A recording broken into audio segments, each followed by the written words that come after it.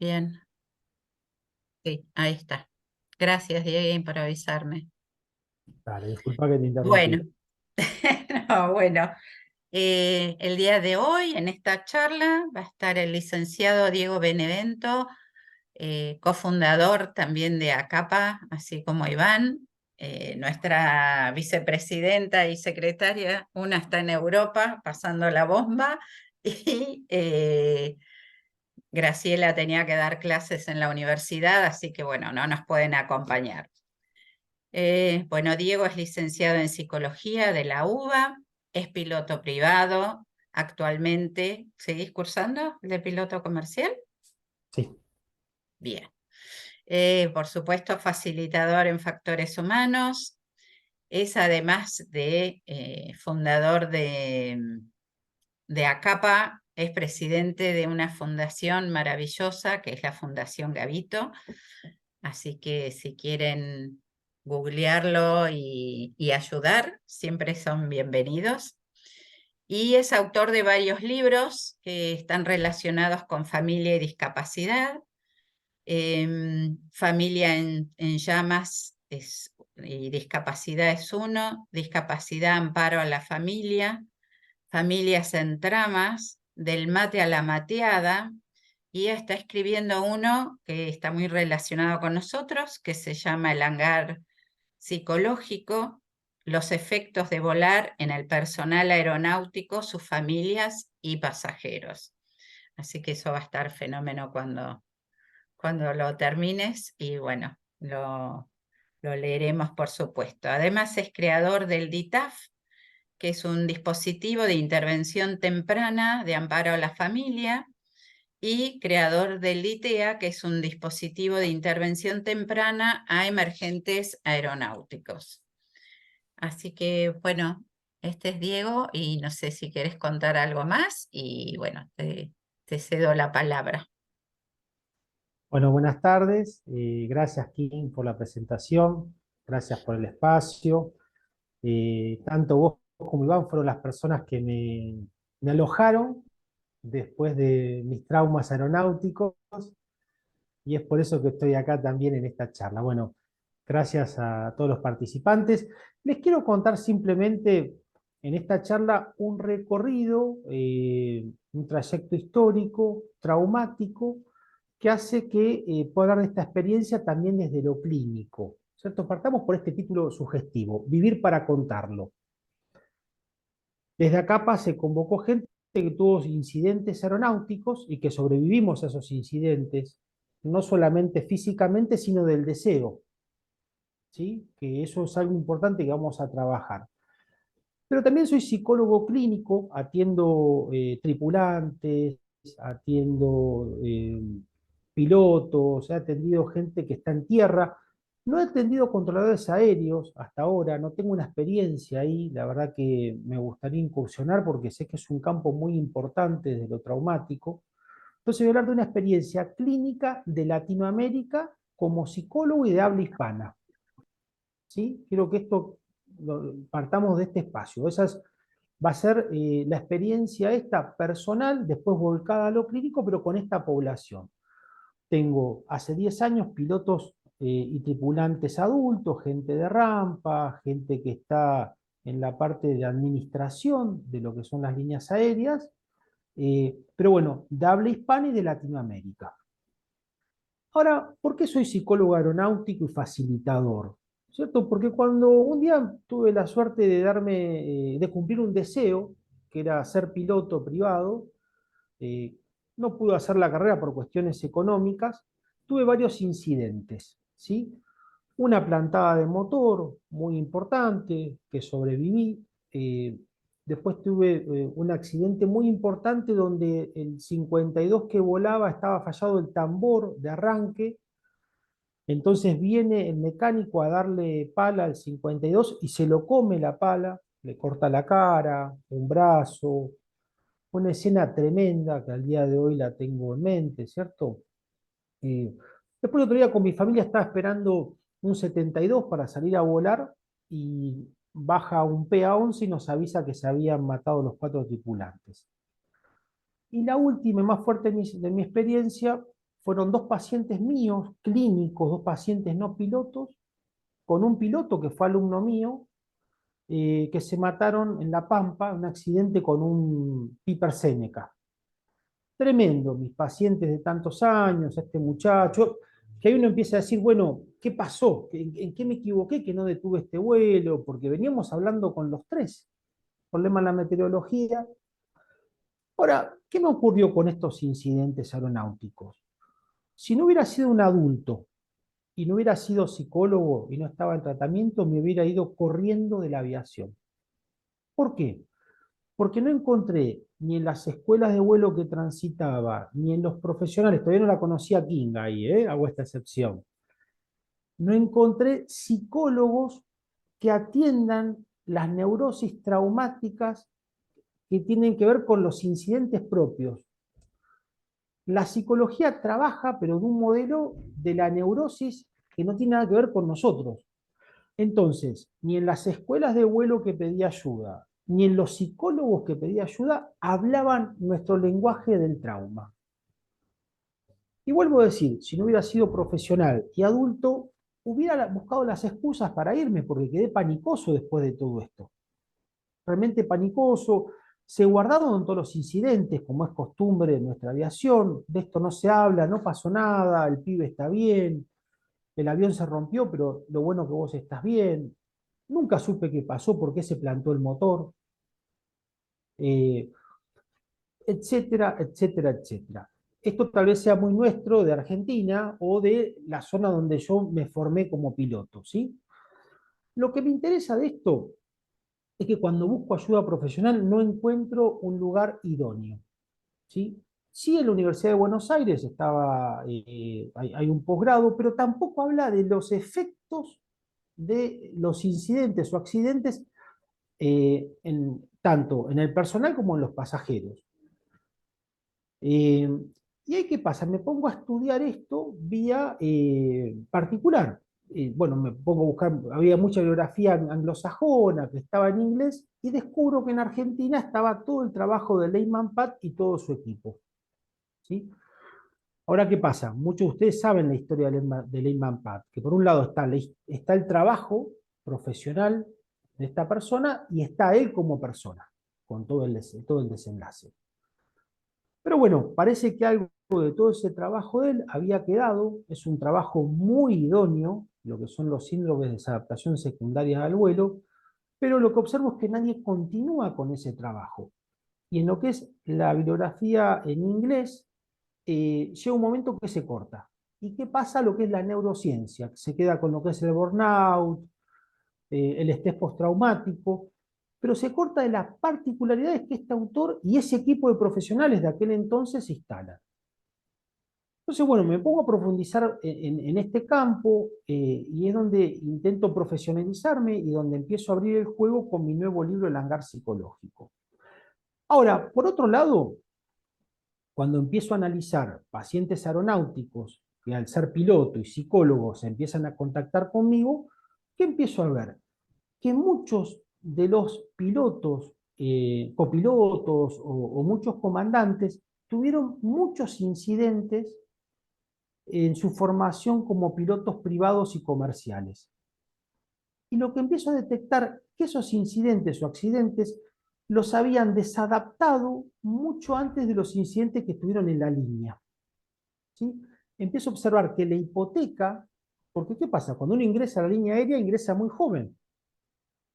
Entonces, un psiquismo en desarrollo en la adolescencia, entre los 17 y 25 años, que se está formando el yo profesional, donde la motivación está alta, donde lo que es la angustia aeronáutica se está empezando como a alojar de los procedimientos que tenemos, se colapsa.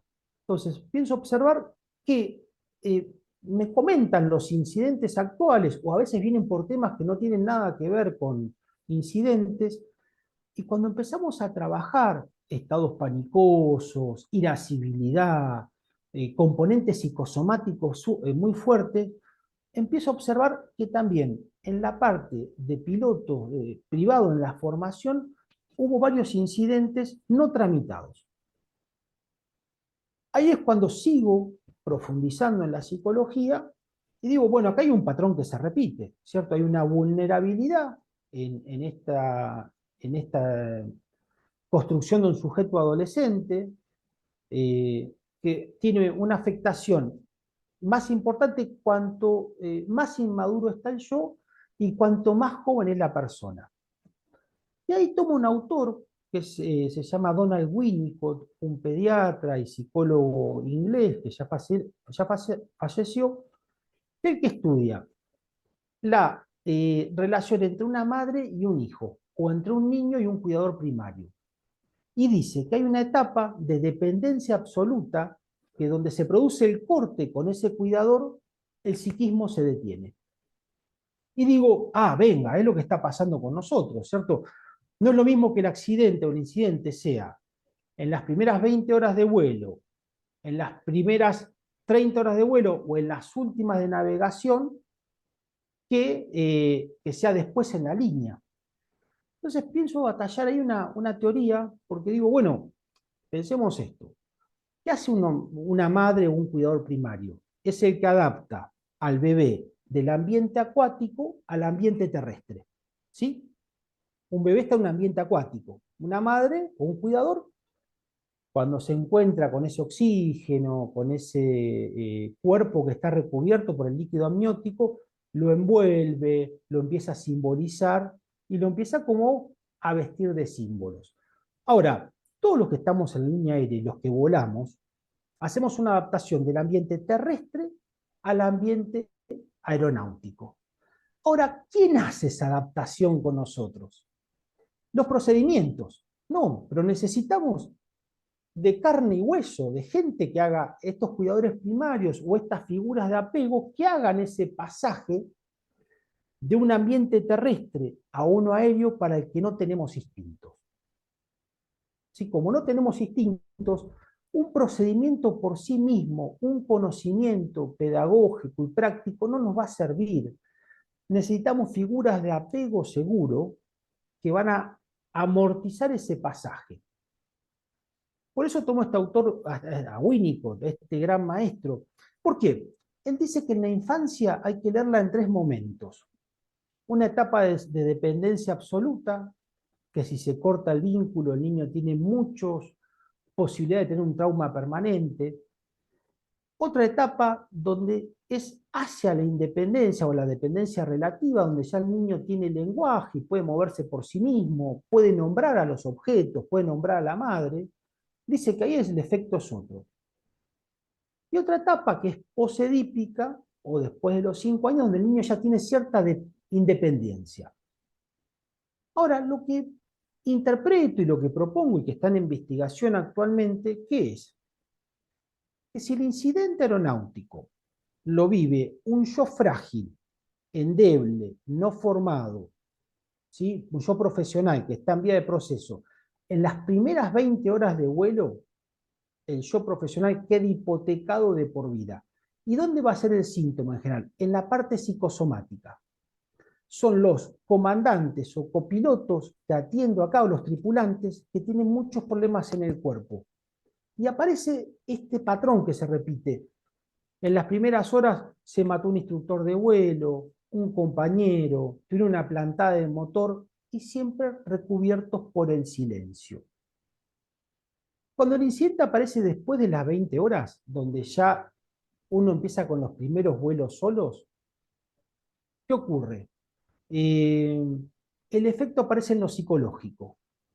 La alarma va a ser un estado panicoso, ¿sí?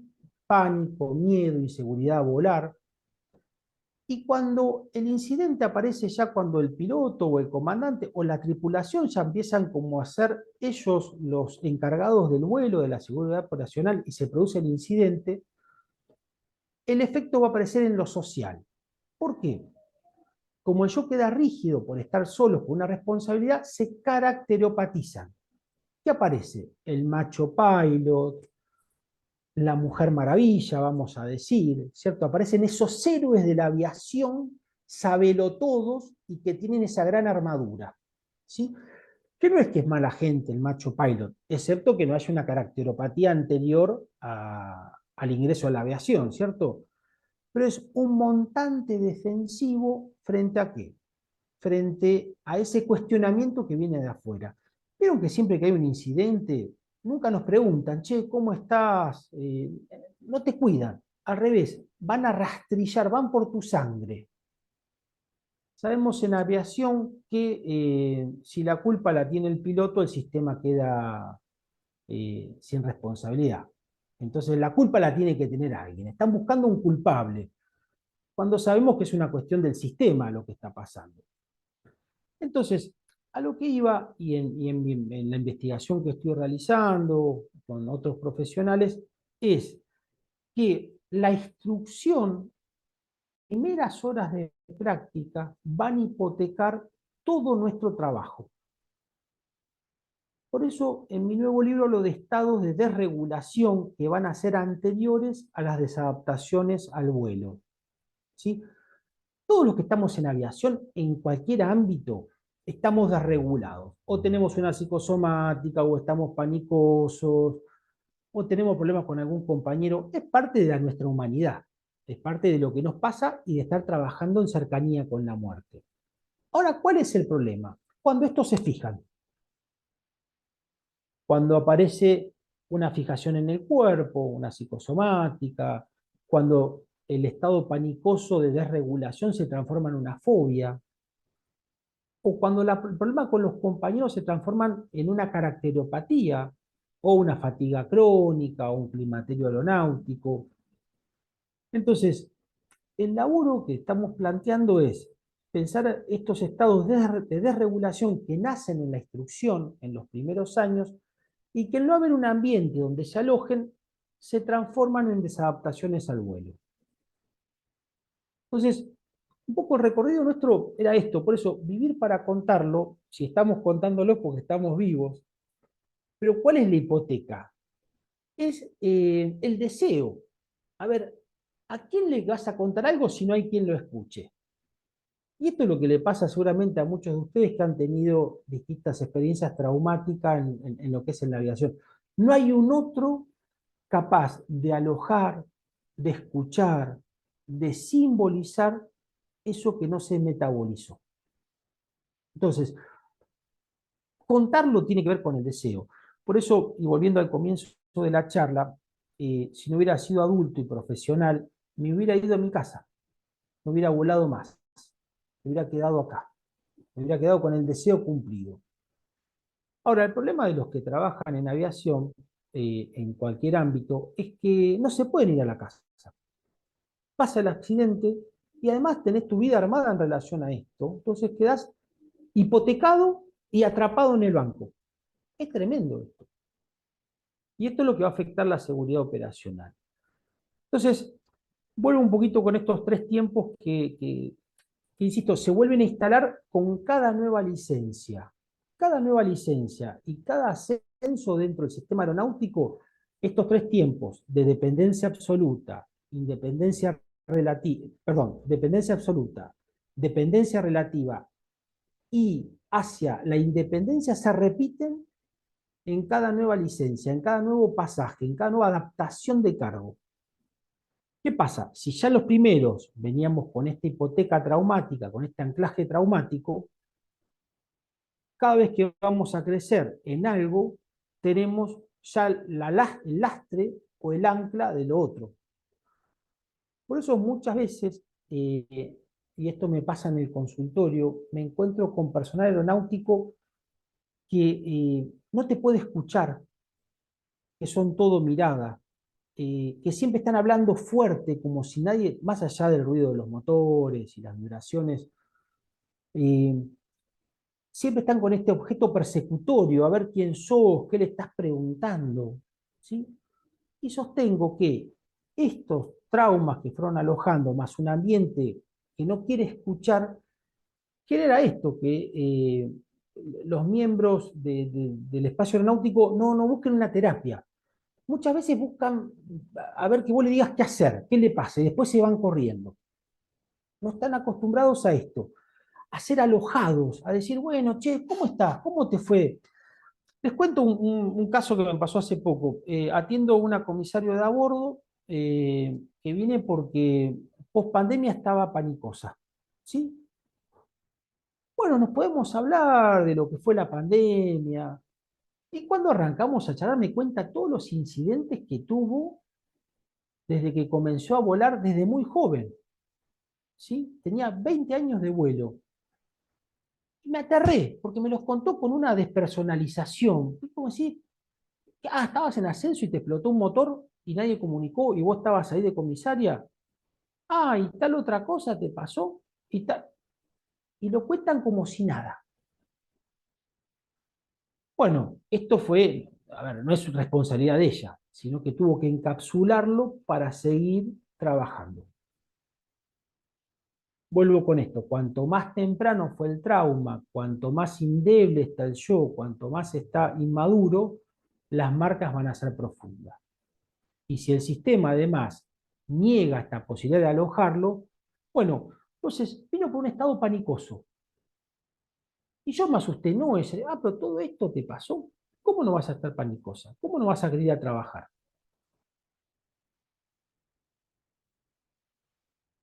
Bueno, hasta acá cerraría mi primera parte de la charla. Abro a preguntas y a comentarios sobre lo que dije en este momento. ¿Qué les parece?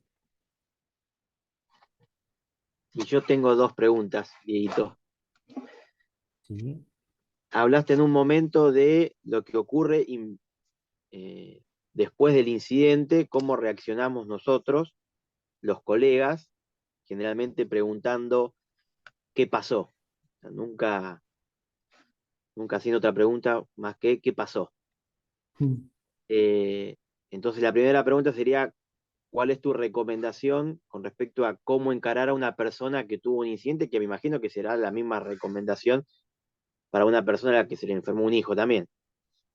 Y la otra es, está instalado esto de que cada vez que una persona tiene un incidente, inmediatamente tiene que volar. Inclusive creo que eso está instalado desde la película Top Gun, que todos vimos Top Gun, y después del accidente que se le muere el mejor amigo, lo que había que hacer es que inmediatamente vuele.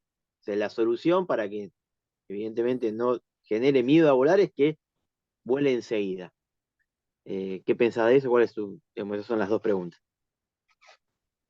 Bien, bien, buenísimo, Iván, gracias, gracias por estas preguntas.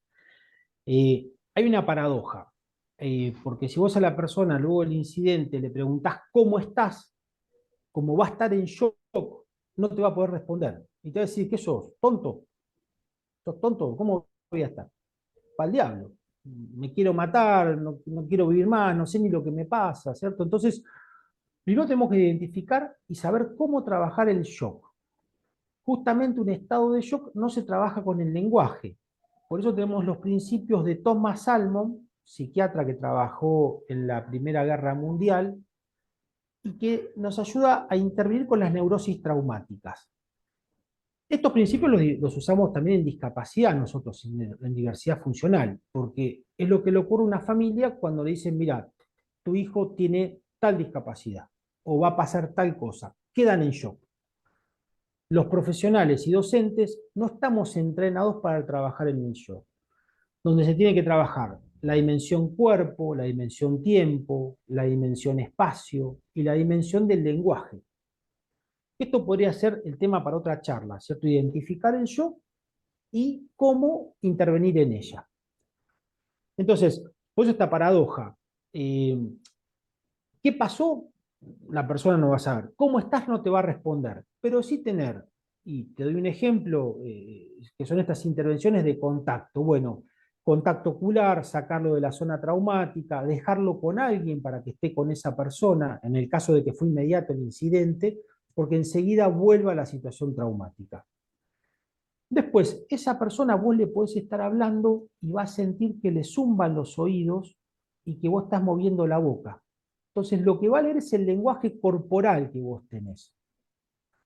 Les cuento un ejemplito que tuve hace unos años en General Rodríguez. Fui a dar una charla, me estaba yendo, todos los autos en la pista de noche alumbrando la pista.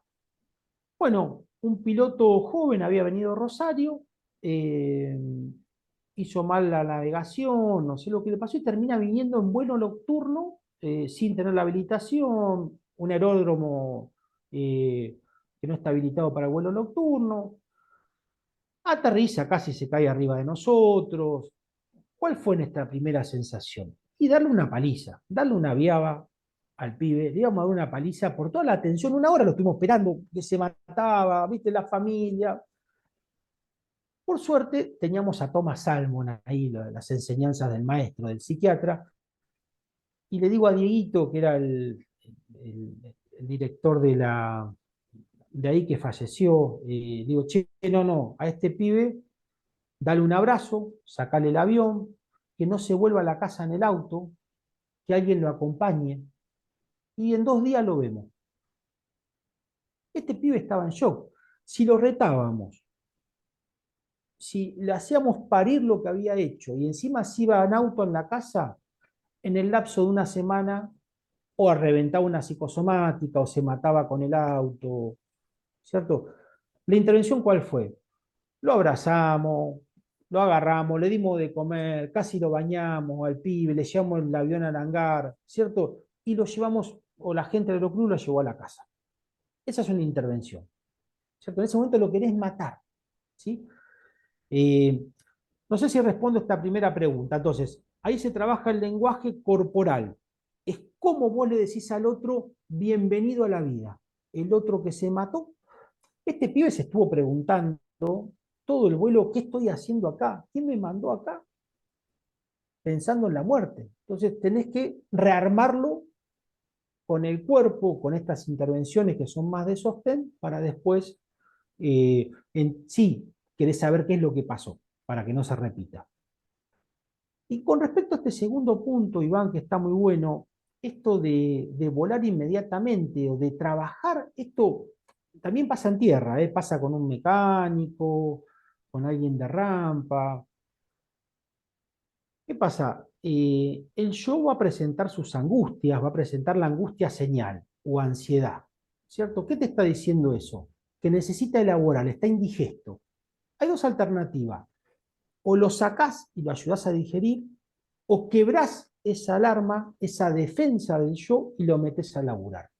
Ahora, si estás en una guerra o una situación de emergencia, rompes las defensas del yo porque no te queda otra situación. Pero en los tiempos de paz tenemos que respetar esa alarma para que no hipoteque la seguridad operacional luego. Por eso, a mi entender, es un concepto que heredamos de lo que es la aviación militar o la aviación no interpelada por los factores humanos en aviación. Ahora, vos quebrás el yo, lo subís a volar enseguida y la hipoteca la pagás después. Esta tripulante que en ascenso explota un motor, aterrizan, se quedan 2 días en el lugar hasta que vuelven o un día. Nadie habló de esto, ¿cierto? Como no hubo incidente, se resolvió bien, pero en esos 5 minutos en que aterriza el avión, ella se murió. Ella ahí se despidió de los hijos, se despidió de su marido, en la mente, porque no, ni siquiera los pudo llamar, porque estaba resolviendo la emergencia. Esa hipoteca quedó 5 años después que la trajo a terapia. ¿Respondo, Ivancito, a tu pregunta? Sí, sí, perfecto. Gracias. Esta Luz que levantó la mano. Luz es controladora, que les dije. Hola, muy Hola, Luz. buenas. ¿Qué tal? Buenas tardes. Bueno, yo más que una pregunta, quisiera exponer un testimonio y después, bueno, marcar el tema de un vacío que hay en esto.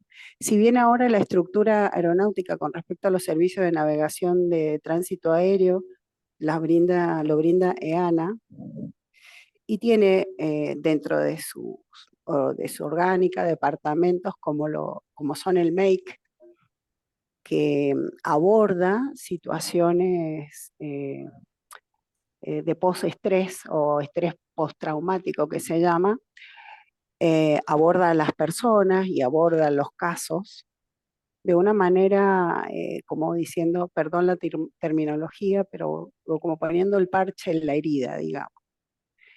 Pero ellos no tienen capacidad de ir más allá ni de sugerir algún tipo de tratamiento específico para las personas que viven estas situaciones de conflicto entre aeronaves sobre todo. Yo no he estado en eventos así sobre un avión, en accidentes, pero sí los he visto.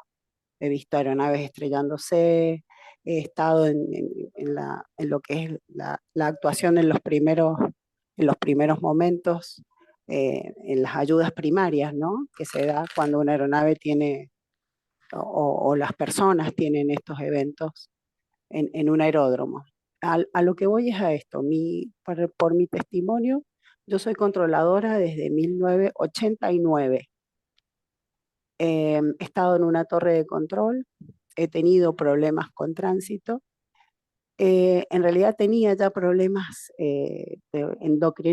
endocrinológicos, digamos, pero lo mío estalló con un Sjögren por estas cuestiones de estrés. Yo hasta ese momento no sabía nada, no tenía idea, pero en esa época éramos militares, así que imagínense que todo se terminaba por un llamado de atención, días de arresto y arreglátelas. Perdón la crudeza, ¿no?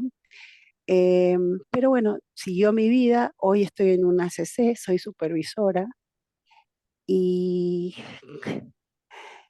paradójicamente tuve muchos problemas a nivel de salud con mis padres, más otros eventos que ocurrieron dentro de la ACC. Hoy tengo lupus y son todos niveles de estrés, todo tiene que ver con el estrés. ¿Qué pasa? Si bien la EANA tiene un cierto inicio como para contener la situación, pero esa situación, esa contención que brindan es de una semana, a no ser 2. Y después los efectos retrógrados que tienen todas esas situaciones de estrés, porque es acumulativo, esto es como ir a exponerse a una radiografía, que todos los meses o cada 2 meses te la hacen, o sea, esa radiación que te da la radiografía no se va más. Lo mismo pasa con el estrés.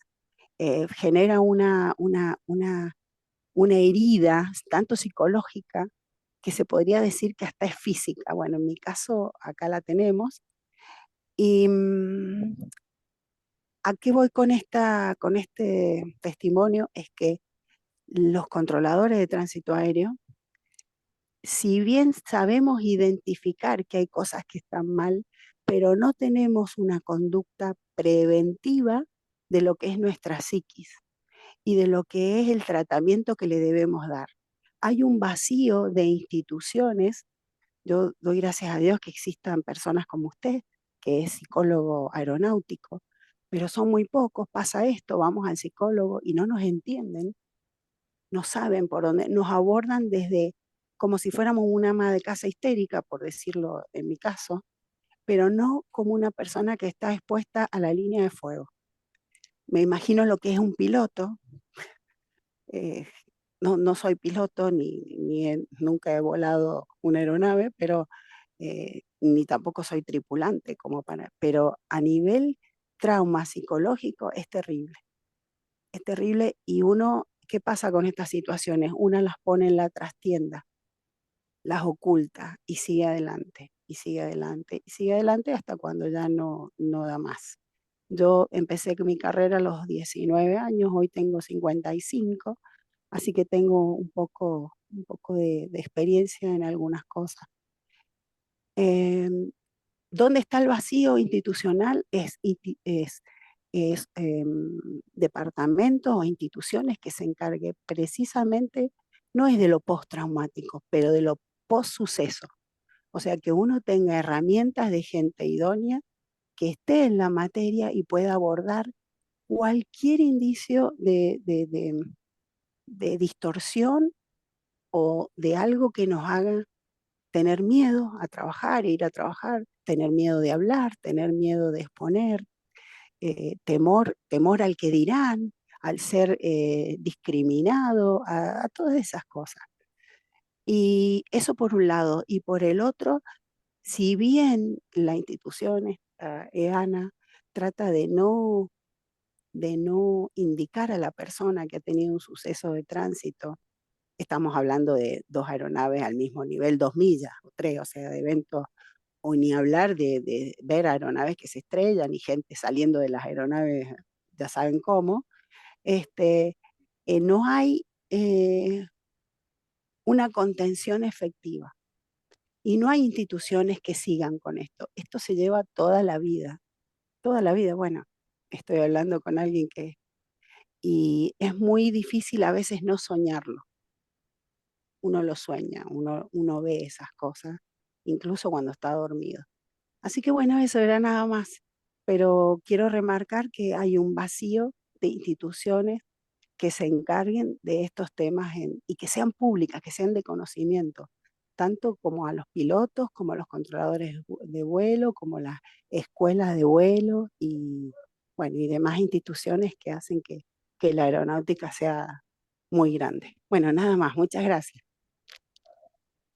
Luz, estupendo, estupendo esto que decís, muy profundo. Y sabes que comparto totalmente, porque soy psicólogo clínico, ¿cierto? Trabajé mucho tiempo en neuropsiquiátricos, en consultorio, en instituciones, y, y uno va aprendiendo en la clínica cómo el efecto de lo traumático pasa al cuerpo. Pero no es una conversión histérica, sino es que se revienta el yo, lo, y no hay posibilidad de metabolización. Eh, por eso comparto con lo que tiene que ver con el lupus, todo lo endocrino, tiene que ver con el estrés.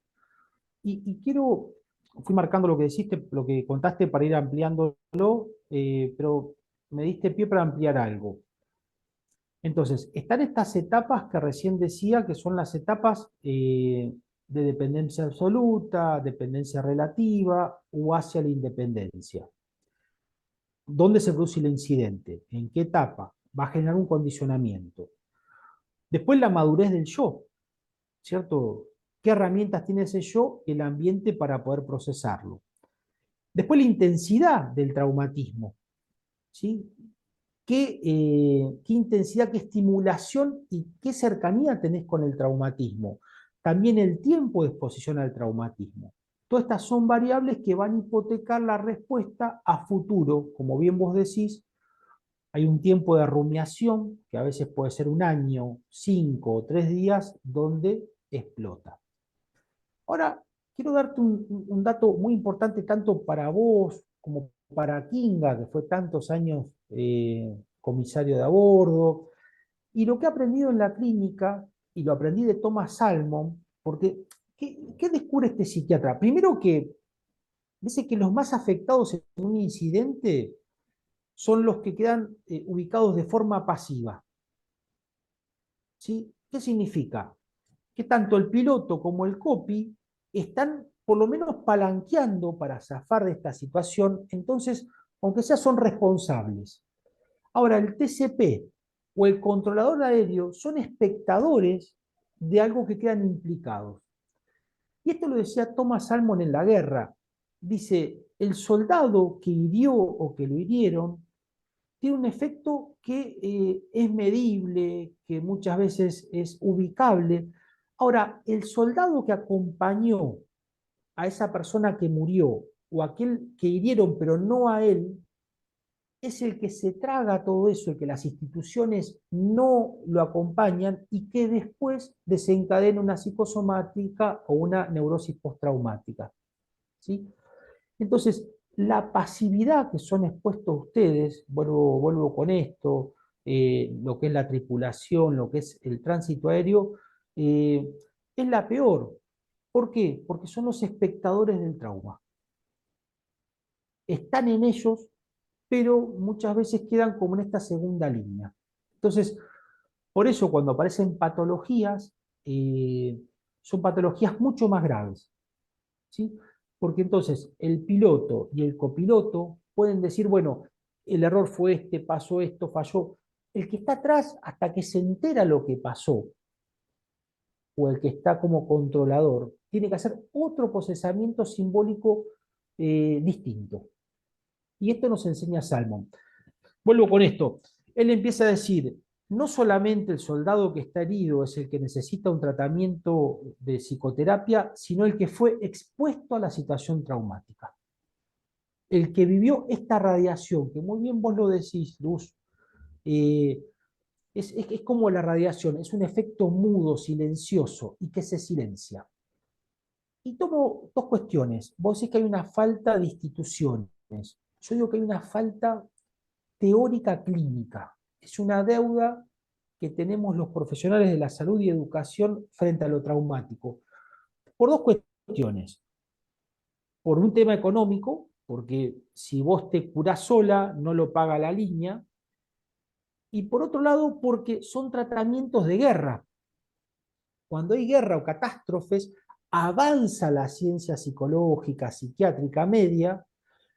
¿Para qué? Para recuperar esa población. Pero ¿qué pasa? Después se cortan los fondos, como pasó con Salmon y toda esa escuela, se cortan los fondos y se paran las investigaciones.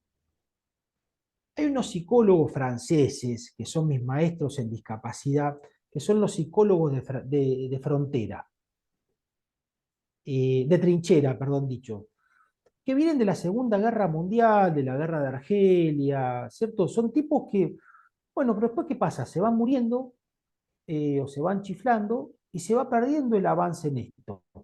Entonces, por un lado, el vacío teórico y por otro lado, lo económico. Y acá me pongo medio conspirativo, ¿cierto? Lo económico siempre está acá, porque si nosotros empezamos a decir que nuestra profesión genera estos síndromes de adaptación, los tenemos que readaptar y tenemos que armar dispositivos tales, ¿para qué? Para prevenir y para acompañar. ¿Sí? Yo quiero creer que ese va a ser nuestro futuro en la aviación. Va a haber tanto tránsito aéreo, tanto aéreo, que algún día van a tener que decir, che, invertamos en salud. ¿Sí? Preparemos nosotros lo que va a generar. Ahora, ¿y por qué estoy tan convencido de esto? Porque no somos organismos voladores. Por más que tengamos inteligencia artificial, lo que tengamos, no estamos adaptados para volar. Entonces, esto va a repercutir en nuestra estructura orgánica, psicológica y social, que son las adaptaciones al vuelo. Eh, Ahora, un ejemplo americano. Dice que si a una rana uno la tira en el agua hirviendo, sale. Se defiende y sale. Ahora, si la pones en una olla con agua fría y empezás a calentar y calentar y calentar, llega un momento que el bicho se cocinó, ¡pum!, se hundió y se murió. Esto es lo que nos pasa con los traumas. Vamos minimizando, vamos desensibilizándonos con lo traumático, nos van haciendo creer de que está mal tener miedo, estar panicoso, y llega un momento que colapsa el ADN, digamos, colapsa la estructura, nuestra estructura de adaptación. Pero bueno, nos va pasando esto.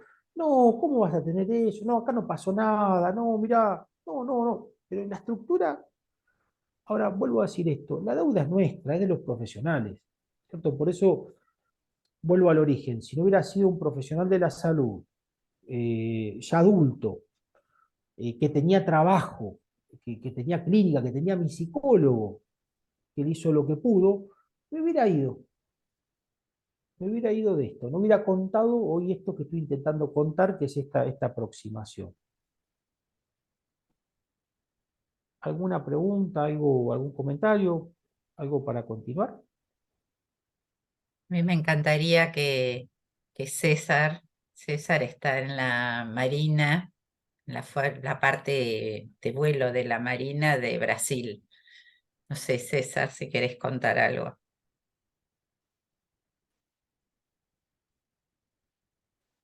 ¿Te habrá ido? Bah, no sabemos. Bueno, chicas, Cari es tripulante de cabina, ¿no? ¿No tuviste algún evento?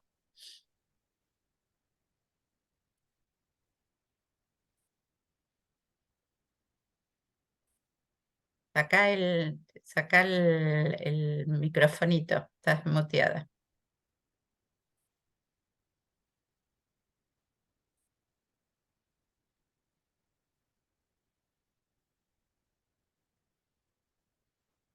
A ver si yo te lo puedo sacar.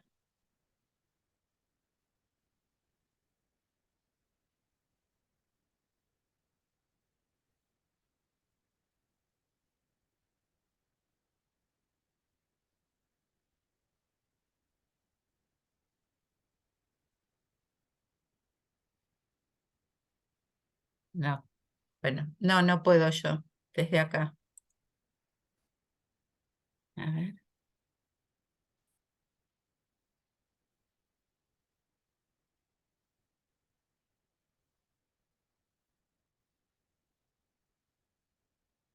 bueno,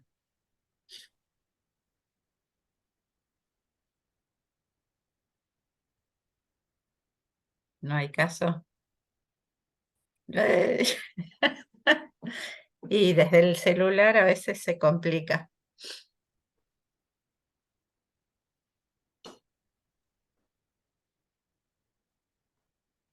Dale, Diego. Bueno, tal vez para ir cerrando, que seamos pocos no significa que sea mucho lo que, o que sea poco lo que podamos aportar, ¿cierto? Digo, es encontrarnos en estos espacios.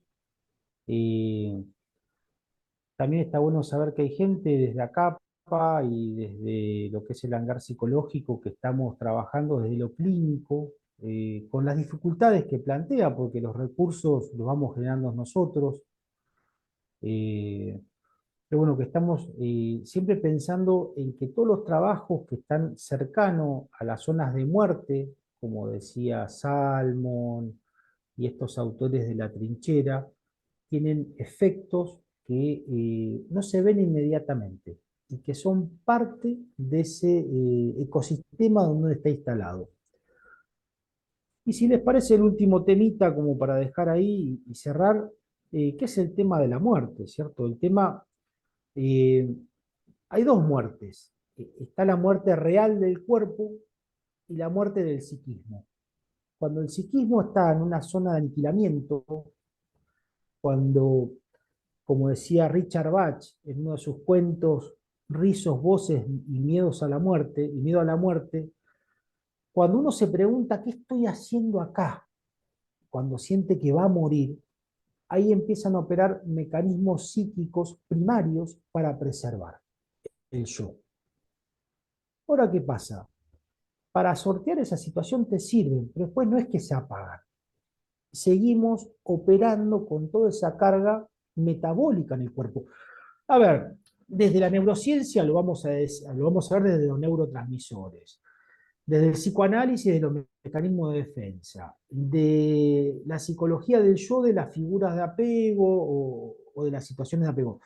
No importa, el tema es que va a haber un exceso ahí que nos va a afectar y que va a tener un costo en nosotros.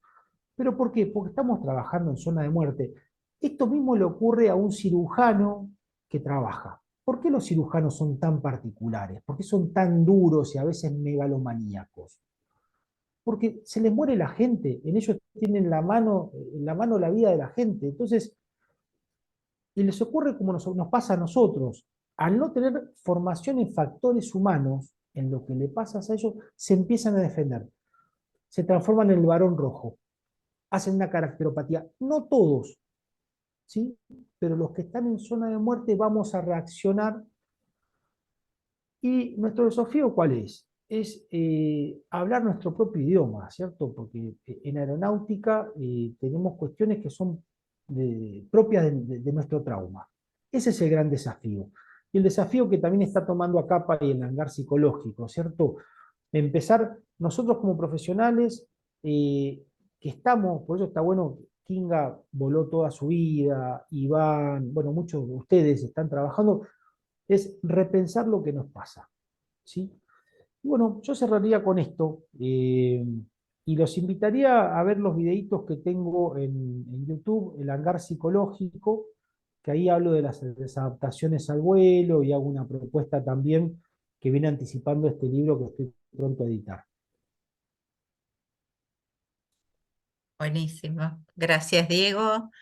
No sé si alguien más quiere decir algo. Brenda, Luz. Sí, esperen que saco el micrófono, que lo tengo medio perdido. Bueno, yo me pongo a disposición de Diego y tuyo, Kinga, si necesitan algún aporte, colaboración. Yo soy, estoy en el tema de factores humanos y demás. Lo único que, bueno, mi carrera o mi actividad como controlador toma más tiempo.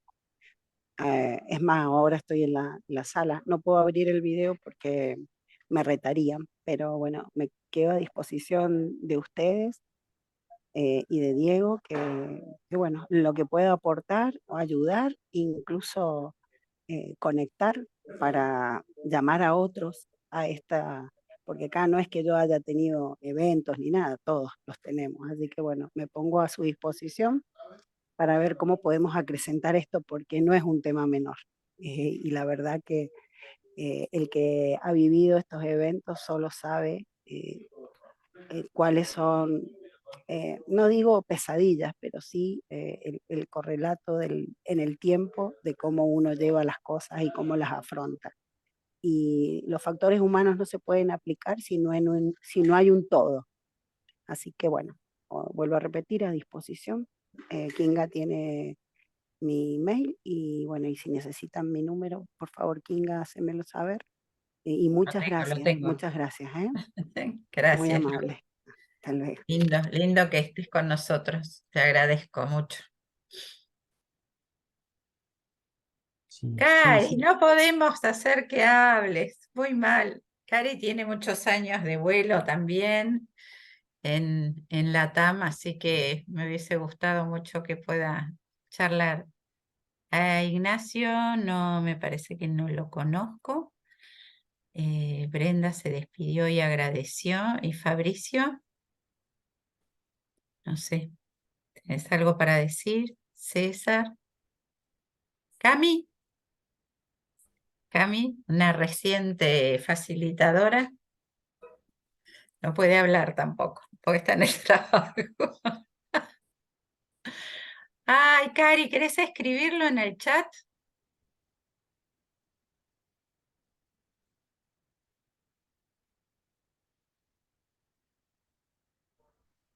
Ah, Ignacio es estudiante de piloto privado. Bueno, bienvenido, muchas gracias.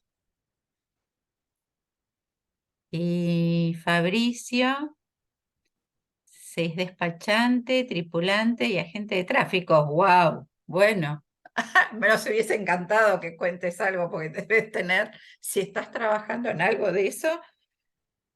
¡Ay, Fabricio! Sos de Trelew. Bueno, mi amor es madrina, así que de la zona. Bienvenido. Bueno, Em, por King, mi parte, sí, qué dejemos acá con estos temas que provocan y Mm, bueno, tendremos que hacer otra charla para que se pueda conectar Karina y podamos seguir conversando todo. bueno, tal cual. Bueno, muchas gracias, Iván. Gracias por estar, gracias por participar. Muchas gracias, Diego. Y bueno, en breve vamos a tratar de hablar de por ahí no vivir para contarlo, pero con temas relacionados a la aeronáutica, así que los invitamos a formar parte de nuestras charlas. Y Diego, bueno, mil gracias. Kinga, discúlpame, una cosita más. Sí, sí, A partir de este espacio tiene que decir contarlo para vivir. El que no sí, lo, me gustó, sí, sí, el que no lo cuenta se muere, se sí, sí, enferma. Sí, lo tenemos que, tenemos que cambiar esto, ¿cierto? Contarlo es lo terapéutico, pero que haya un lugar donde alojar esto, ¿cierto? Contarlo para vivir, para no perder la dimensión del deseo. ¿Vieron que decimos nosotros, ¿a dónde vas? Voy a volar, no decir voy a trabajar. ¿A dónde vas? Voy al... Sí, uno lo dice con esa pasión, porque estamos totalmente chiflados con este laburo que sí, hacemos, lo que nos gusta, y nos sacan las ganas de ir al trabajo, Dios, ¿cierto? Porque falta eso. Sí, tenemos incidentes, pero nadie nos escucha. no nos escuchan desde cuántos mates me hubiera tomado con Luz con todo lo que le pasó, ¿cierto? Digo, unos mates, un té, ¿cierto? Sentate, vamos a charlar, vamos, ¿cierto? Encontrarse con lo que transciende lo traumático. Si no contamos, esa es la neurosis. Ese es el aporte de la psicología, pero tenemos que readaptarlo nosotros a los procedimientos aeronáuticos.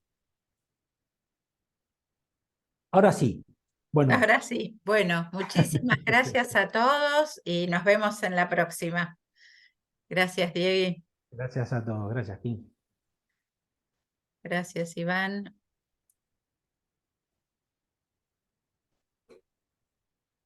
Diego, ¿te quedas un minutito? Sí.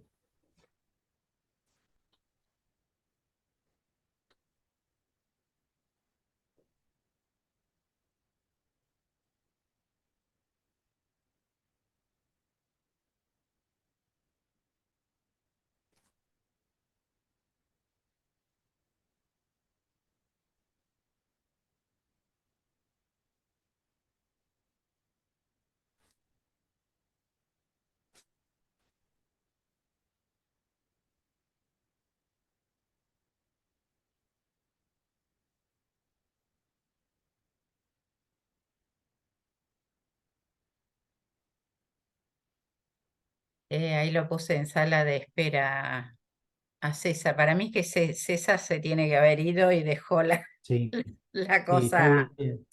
Sí, sí, él es psicólogo, es Ah, mirá, interesante César, y estuvo a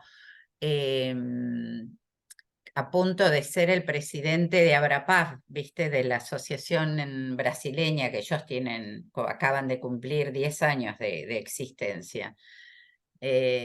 Él estuvo, nos llevó a pasear cuando fuimos en el 19 a Brasil a dar una charla que nos invitaron desde Abrapar. La verdad que me hubiese encantado y hace poquito hubo un accidente fatal en su escuadrón, así que mirá. nada, hubiese estado, pero bueno, una pena porque esta es la parte de la aviación militar que es diferente, ¿viste? Sí, sí, sí. Che, ¿me Pero bueno, pasás el teléfono de Luz? Me encantó, sí, ahí, sí, pásamelo que está bueno espera y que esto ya te lo doy, espera que lo del que lo lupus, tengo en la planilla. dale, lo del lupus es así, ¿eh? Reventó con esto. Y sí, sí, es 549 Sí, 2612 sí, 415182. Luz fue de las últimas, creo que del Ateneo que tuvimos de alumna, y estuvo a media perdida, pero debe haber sido por este tipo de cosas, ¿viste? sí, tal cual, sí, Porque vos no sabés el entusiasmo que ha tenido. Y creo que vino a una sola de las capacitaciones de Recurrent, que viste, también nos sirve para seguir en contacto o para enterarnos de esto. A mí me parecería muy interesante hacer una investigación con los sí, controladores, que le podemos pedir a Norma que nos dé una mano ahora que está por ahí en Bariloche y está más tranquila, porque hay muchísimos suicidios entre esta sí, gente. ¿Viste? Sería súper interesante como para empezar a recolectar datos y demás. Habría que hacer un esquema de qué es lo que queremos averiguar, que quizás nos sirva también para esto, presentarlo en la OASI, ¿no? Y que haya realmente un tratamiento serio de lo que es la salud mental en la aeronáutica. sí, sí, sí. Pero bueno, para eso primero tenemos que agruparnos, ¿viste? Empezar a agruparnos y estaría bueno. Bueno, otra que tenemos que hacer, Kinga, es, ¿por qué no te haces una charlita como esta, pero para controladores aéreos? Em, Específica. ULAPA dio una charla sobre el accidente chapecoense y hablaron dos. Habló un investigador de accidente y habló la controladora que en la charla se puso a llorar. Imagínate cómo Mirá. está esa mujer. Pero por ahí ella que tuvo un accidente grave, estaría bueno convocarla. Le voy a pedir a Mónica que me dé los datos para ponerla, porque sí sería interesante. Pero diría, como, a ver, para arrancar algo más sencillo, para los controladores de Argentina, que los citamos desde ACAPA, para una charla de esto, de contarlo para vivir, y hacemos como una grupal, como hoy, y de ahí sacamos información y empezamos a instalar esto. Ok. Pero algo sencillo, ¿viste? Más que nada para que cuenten, contar esto que estamos haciendo con estas etapas de Winnicott, de esto de lo traumático, y decir, bueno, nosotros queremos desde ACAPA incluirlos a ustedes en estos estudios. Y los hacemos hablar un poquito y vamos teniendo los contactos. ¿Eh? Yo lo que necesito para trabajar con controladores es estar en la torre. Tengo que estar con ellos. ¿Viste? Pero Estoy en tal los... cual. Y es Tal así. cual, Es tal así. cual. Bueno, vámonos a Mendoza. Sí, sí, sí, sí. Yo total te puedo llevar con un 10%. Sí, A si no, Mendoza, dale un yo voy huevo. a, escuchame, voy a mi escuela y ya tengo pasaje para mi escuela, ya me voy a mi escuela. Mendoza es un lugar que voy solo, o sea, ya me lleva la vida, ¿me entendés? O sea que es más fácil ir a Mendoza. Me encanta, dale, King, está bueno eso, dale, vamos a organizar algo. Bueno, pensemos. Bueno, te dejo ya tengo paciente en un ratito, que voy a la... Dale, dale. Bueno, me Buenísimo. gustó, che, me gustó. Éramos pocos, pero no éramos tan pocos, ¿viste?